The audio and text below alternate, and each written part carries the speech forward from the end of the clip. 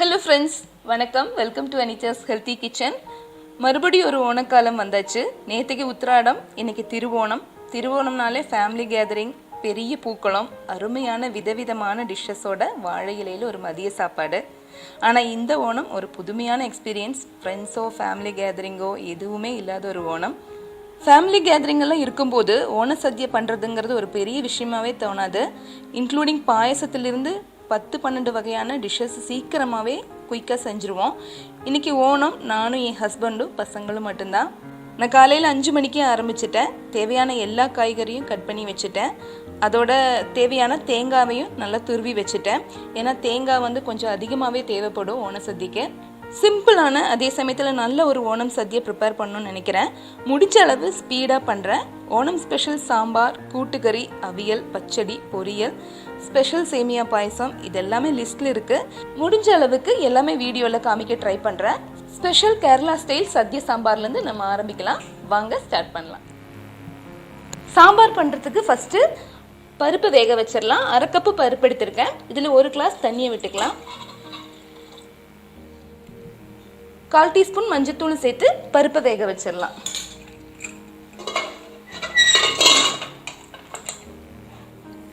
பருப்பை வேக வச்சு எடுத்து வச்சாச்சு. அடுத்ததான் நம்ம சாம்பாருக்கான காயெல்லாம் வேக வைக்கலாம். ஒரு முருங்கைக்காய் எடுத்திருக்கேன். கொஞ்சமாக பூசணிக்காய், வெள்ளை பூசணிக்காய் கொஞ்சம், மஞ்சள் பூசணிக்காய் கொஞ்சம். இதோட இந்த சின்ன வெங்காயத்தையும் சேர்க்கணும். ஆனால் வதக்கிட்டு தான் சேர்க்கணும். காயெல்லாம் வெந்ததுக்கு அப்புறமா நம்ம இதை சேர்த்துக்கலாம். காய் வேகிறதுக்கான தண்ணியை சேர்த்துக்கலாம். காய் வேக வைக்கும் போது கொஞ்சம் உப்பையும் சேர்த்துக்கலாம்.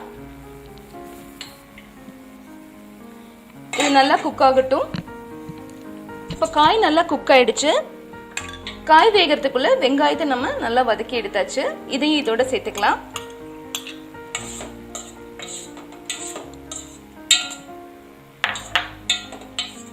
வெங்காயம் சேர்த்து ஒரு 2 நிமிஷம் நல்லா கொதி வந்ததுக்கு அப்புறமா இதை ஆஃப் பண்ணிடலாம். இந்த சாம்பாருக்கு சாம்பார் பொடி எதுவும் சேர்க்க போறதில்ல. நம்ம வறுத்து அரைச்சு சாம்பார் செய்ய போறோம். அதுக்காக 1 ஸ்பூன் கடலைப்பருப்பு, 1/2 டீஸ்பூன் உளுத்தம்பருப்பு,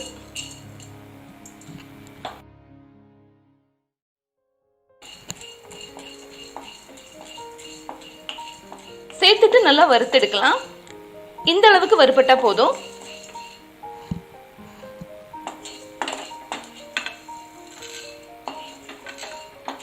அடுத்ததா இதுல 1/4 டீஸ்பூன் வெந்தயத்தை சேர்த்துக்கலாம்.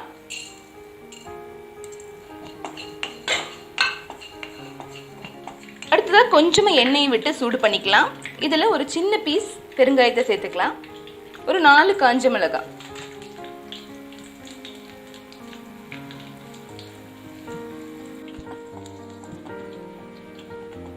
பெருங்காயம் நல்லா பொரிஞ்சு வந்ததும் மிளகாயும் பெருங்காயத்தையும் எடுத்து வச்சிடலாம். அடுத்ததா இதுல ஒரு 4 டேபிள் ஸ்பூன் தேங்காவை சேர்த்துக்கலாம்.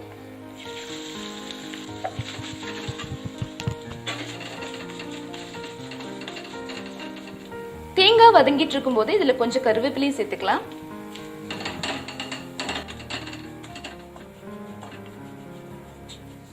சாதாரணமா நம்ம பொடி போட்டு வைக்கிற சாம்பாரை விட ரொம்பவே டிஃப்ரெண்டான டேஸ்டியான சாம்பார் இந்த ஓண சாம்பார்.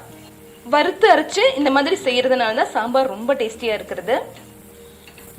தேங்காய் ஓரளவுக்கு நல்லா வறுபட்டதும் இதுல மல்லிப்பொடி சேர்த்துக்கலாம். மல்லிப்பொடி 2 டேபிள் ஸ்பூன் மல்லிப்பொடி எடுத்து வச்சிருக்கேன்.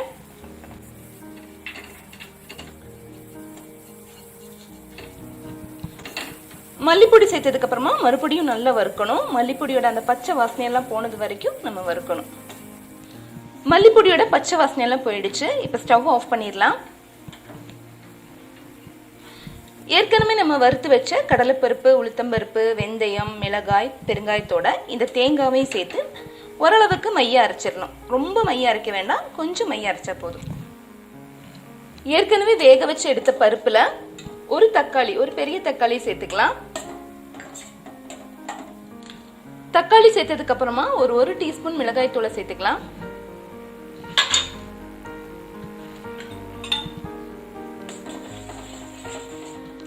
தக்காளி ஓரளவுக்கு நல்லா குக் ஆனதுக்கு அப்புறமா நம்ம ஏற்கனவே வேக வச்ச காயை சேர்த்துக்கலாம்.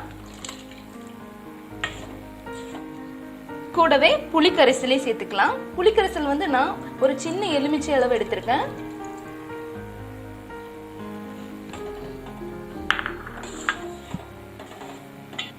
புளிக்கரைசல் நல்லா கொதிச்சு வந்ததும் நம்ம ஏற்கனவே அரைச்சி வச்ச தேங்காயை சேர்த்துக்கலாம். தேங்காய் வந்து இந்த அளவுக்கு தான் அரைஞ்சிருக்கணும், ரொம்ப மையா அரைக்க கூடாது. தேங்காய் கரைசல் சேர்த்ததுக்கு அப்புறமா நம்ம தேவையான அளவு உப்பை சேர்த்துக்கலாம். ஏற்கனவே நம்ம காயில உப்பு சேர்த்து தான் வேக வச்சிருக்கோம்.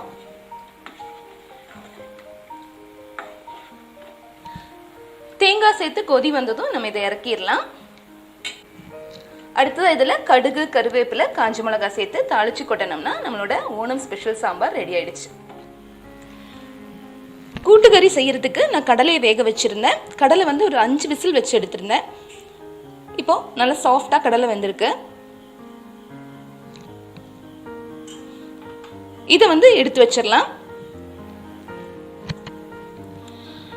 அடுத்ததான் நான் ஒரு மண்சட்டி வச்சிருக்கேன். மண்சட்டியில ஒரு 200 கிராம் சேனைக்கிழங்கு இந்த மாதிரி சதுர பீஸா கட் பண்ணிட்டு நம்ம சேர்த்துக்கலாம்.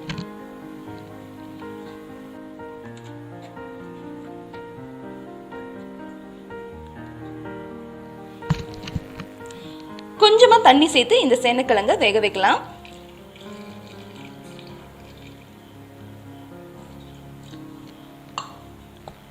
இது வந்து ஒரு பாதி அளவு குக் ஆனதுக்கு அப்புறமா நம்ம இதுல நேந்திரக்காய் சேர்த்து வேக வைக்க போறோம். இது வந்து வேகட்டும். இப்போ சேனைக்கிழங்கு வந்து இப்போ பாதி குக் ஆயிடுச்சு. இந்த டைம்ல நம்ம நேந்திரக்காயை சேர்த்துக்கலாம். நேந்திரக்காய் வந்து ஒரு நேந்திரக்காய் எடுத்திருக்கேன்.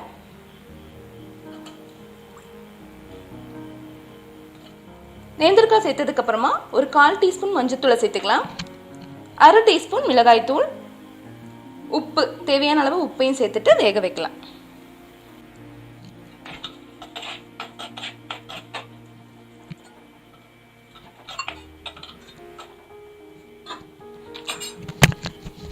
சேனைக்கிழங்கும் வாழைக்காயும் வேகிறதுக்குள்ள நம்ம தேங்காவை அரைச்சிட்டு வந்துடலாம். தேங்காய் வந்து ஒரு 4 டேபிள் ஸ்பூன் தேங்காய் எடுத்திருக்கேன். இதுல ஒரு 1/2 டீஸ்பூன் சீரகம்,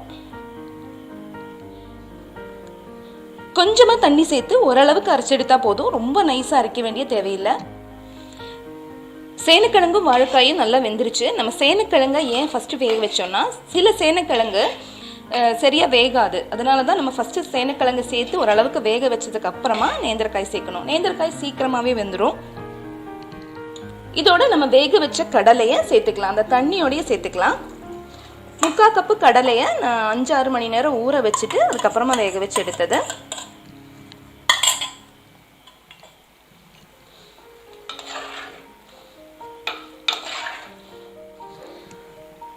அடுத்தது நம்ம அரைச்சு வச்ச தேங்காவை இதோட சேர்த்துக்கலாம்.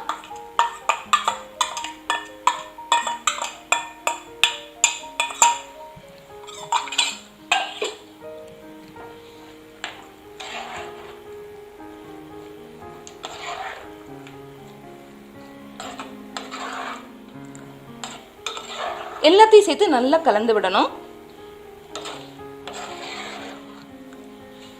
கலந்து விட்டதுக்கு அப்புறமா தேங்காய் கொஞ்சம் குக்காய் வரணும். அதுக்குள்ள இந்த தண்ணி எல்லாம் ஓரளவுக்கு சுண்டி வந்துடும். நம்ம அரைச்சி சேர்த்த தேங்காயெல்லாம் நல்லா குக் ஆயிடுச்சு. இப்போ தண்ணி பார்த்தீங்கன்னா நல்லா சுண்டி வந்துருச்சு. இந்த டைம்ல கொஞ்சமா வெல்லம் சேர்த்துக்கலாம். ஒரு ஸ்பூன் வெல்லம் சேர்த்துக்கலாம். கூட்டுக்கறி கொஞ்சமா இனிப்பா தான் இருக்கும், அதனால கொஞ்சம் வெல்லம் சேர்த்துக்கலாம்.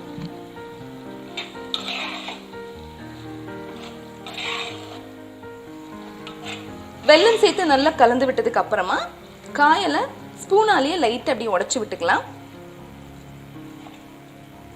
ரொம்ப உடைக்க வேண்டாம், கொஞ்சமா உடைச்சு விட்டா போதும்.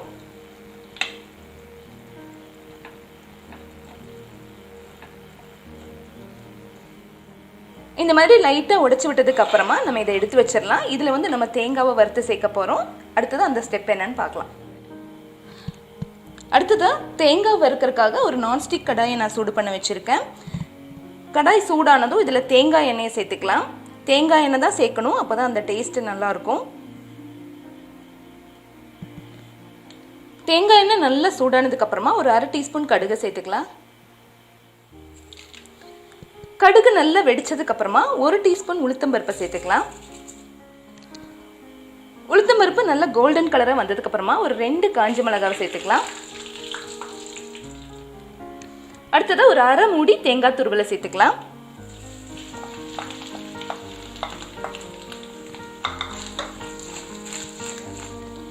தேங்காய் துருவல் சேர்த்து நம்ம மிதமான சூட்டில் வச்சு இந்த மாதிரி கிளறி விட்டுட்டே இருக்கணும். இந்த தேங்காய் வந்து ஒரு கோல்டன் கலராக வரணும், அது வரைக்கும் நம்ம இந்த மாதிரி கிளறி விட்டுட்டே இருக்கணும்.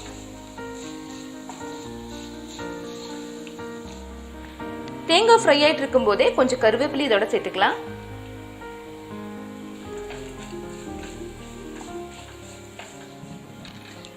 தேங்காய் வந்து இப்போ லைட்டாக ஒரு கலர் வந்திருக்கு, ஒரு லைட் ப்ரௌன் கலர் வந்திருக்கு. ஆனால் இந்த அளவுக்கு கலர் வந்தால் பத்தாது, இன்னும் நல்ல ஒரு கோல்டன் கலர் வரணும். அது வரைக்கும் நம்ம கைவிடாமல் இந்த மாதிரி கலந்து விட்டுட்டே இருக்கணும்.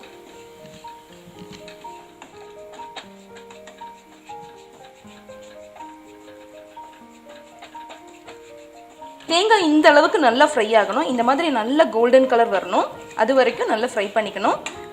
கடைசியாக இந்த தேங்காயில் ஒரு ஸ்பூன் மிளகுத்தூள் சேர்த்துக்கலாம். ஏற்கனவே நம்ம ஒரு ஸ்பூன் மிளகாய் தூள் சேர்த்துருக்கோம்.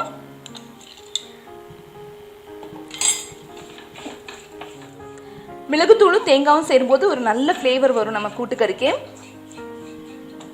இப்போ இதை ஆஃப் பண்ணிட்டு எடுத்து வச்சிடலாம். இப்போ ஸ்டவ் மீடியம் ஃப்ளேமில் வச்சுட்டு நம்ம ஏற்கனவே வேக வச்சு எடுத்து வச்ச கடலை, சேனைக்கிழங்கு, அதோட வறுத்து வச்ச தேங்காவை சேர்த்துக்கலாம்.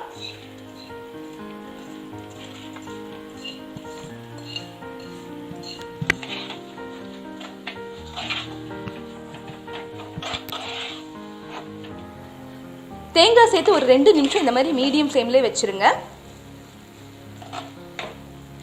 கடைசியாக உப்பு தேவைன்னா பார்த்துட்டு கொஞ்சமாக சேர்த்துக்கலாம். எனக்கு கொஞ்சம் உப்பு தேவை, அதனால சேர்த்துக்கிறேன்.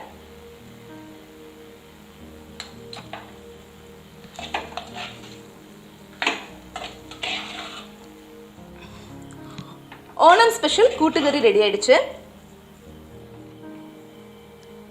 அவியலுக்கான காயெல்லாம் நல்லா குக் ஆயிடுச்சு. இந்த அளவுக்கு குக் ஆனால் போதும், ரொம்ப வெந்து உடையக்கூடாது. அடுத்ததான் அவியலுக்கு தேங்காவை அரைச்சிட்டு வந்துடலாம். ஏற்கனவே நம்ம அவியலோட வீடியோ பண்ணியிருக்கோம், அதோட லிங்க்கை கொடுக்குறேன். தேங்காவோட பச்சை மிளகாய், சீரகம், கொஞ்சமாக கருவேப்பிலையும் சேர்த்துட்டு அரைச்சிட்டு வந்துடலாம். தேங்காவை அரைச்சி எடுத்தாச்சு. தண்ணி எதுவும் சேர்க்காம இந்த அளவுக்கு அரைச்சா போதும்.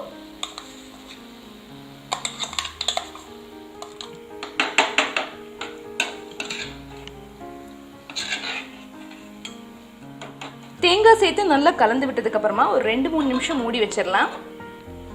தேங்காய் சேர்த்து ஒரு 4 நிமிஷம் ஆயிடுச்சு. அப்பப்போ கலந்து விட்டுட்டே இருக்கணும், இல்லைன்னா அடியில் பிடிச்சிரும். தயிர் வந்து நான் ஒரு 1/2 கப் எடுத்திருக்கேன். தயிரோட புளிப்புக்கு ஏற்ற மாதிரி நம்ம அட்ஜஸ்ட் பண்ணிக்கணும். தயிர் சேர்த்து தயிர் குக் ஆகக்கூடாது, லைட்டாக சூடானதுமே நம்ம ஸ்டவ் ஆஃப் பண்ணிடலாம்.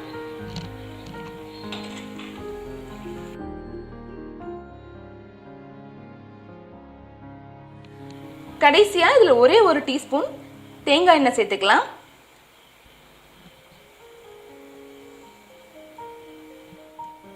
ஓணம் ஸ்பெஷல் அவியல் ரெடி ஆயிடுச்சு. ஓணம் சத்தியக்கான சாம்பார், கூட்டு, பொரியல் எல்லாமே ரெடி ஆயிடுச்சு. அடுத்ததான் நம்ம பாயசம் பண்ணலாம். ஒரு நான்ஸ்டிக் பேனை சூடு பண்ணிக்கலாம். பேன் சூடானதும் அதில் ஒரு 2 டேபிள் ஸ்பூன் நெய் விட்டுக்கலாம்.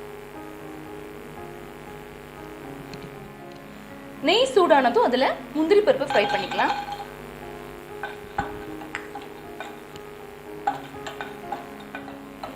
முந்திரி பருப்பு இந்த அளவுக்கு நல்லா ஃப்ரை ஆனதும் எடுத்து வச்சிடலாம்.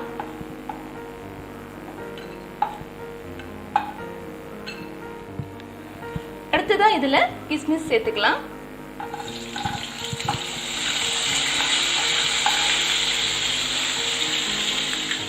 கிஸ்மிஸ் இந்த அளவுக்கு ஃப்ரை ஆனதும் கிஸ்மிஸையும் எடுத்து வச்சிடலாம்.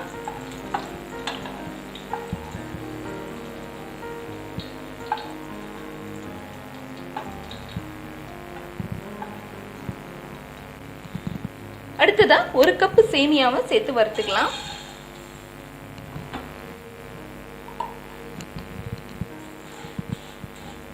சேமியா சேர்த்து வறுக்கும் போது நம்ம ஓவர் ஹீட்டாக வைக்கக்கூடாது. அதே மாதிரி இந்த மாதிரி கிளறி விட்டுட்டே இருக்கணும். அப்போ தான் ஈவனாக எல்லா சேமியாவும் நல்லா ஒரே மாதிரி வறுபட்டு வரும். அதே மாதிரி நம்ம மிதமான சூட்டில் வச்சுட்டு தான் சேமியாவை வறுக்கணும், இல்லைன்னா அது சீக்கிரமாகவே ஓவர் ஃப்ரை ஆகி போயிடும்.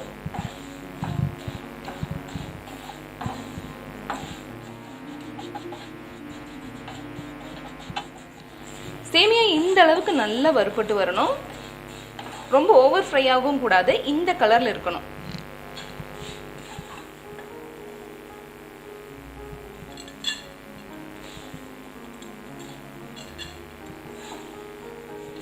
நம்ம மிதமான சூட்டில் வச்சு வறுத்ததுனால எல்லா சேமியாவும் ஒரே மாதிரி நல்ல ஃப்ரையாக இருக்கு. இந்த கலர் வர வரைக்கும் நம்ம ஃப்ரை பண்ணால் போதும். அடுத்ததா 1 லிட்டர் காய்ச்சின பாலை நான் உருளியில சேர்த்துக்கிறேன். இது கொஞ்சம் சுண்டி வரணும், அது வரைக்கும் நம்ம கிளறி விட்டுட்டே இருக்கலாம். பால் ஓரளவுக்கு சுண்டி இந்த மாதிரி வரும்போது நம்ம சேமியாவை சேர்த்துக்கலாம்.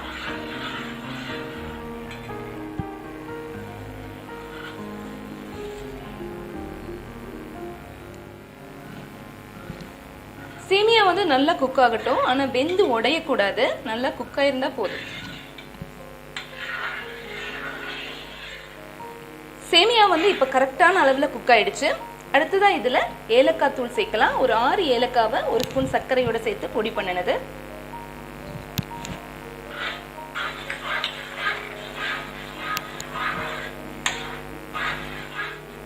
அடுத்ததான் இதுல ஒரு 1/4 கப்புக்கு கொஞ்சம் அதிகமா மில்க் மேட் சேர்த்துக்கலாம். கூடவே 1/2 கப்பு சர்க்கரையும் சேர்த்துக்கலாம்.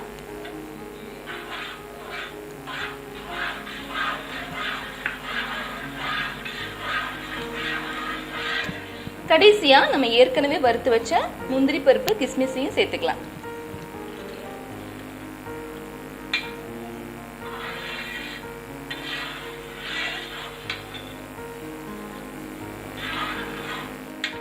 நம்மளோட அருமையான ஓணம் ஸ்பெஷல் சேமியா பாயசம் ரெடி ஆயிடுச்சு. பாயசமும் ரெடி ஆயிடுச்சு. நான் கூட 3 மணி ஆயிரும் நினைச்சேன், ஆனா 1:30 மணிக்கெல்லாம் ரெடி ஆயிடுச்சு. இனிமே அப்பளம் பொரிச்சு எடுத்தா போதும். அப்பளமும் பொரிச்சு எடுத்ததுக்கு அப்புறமா சദ്യ எப்படி இலையில பரிமாறணும்னு பார்க்கலாம்.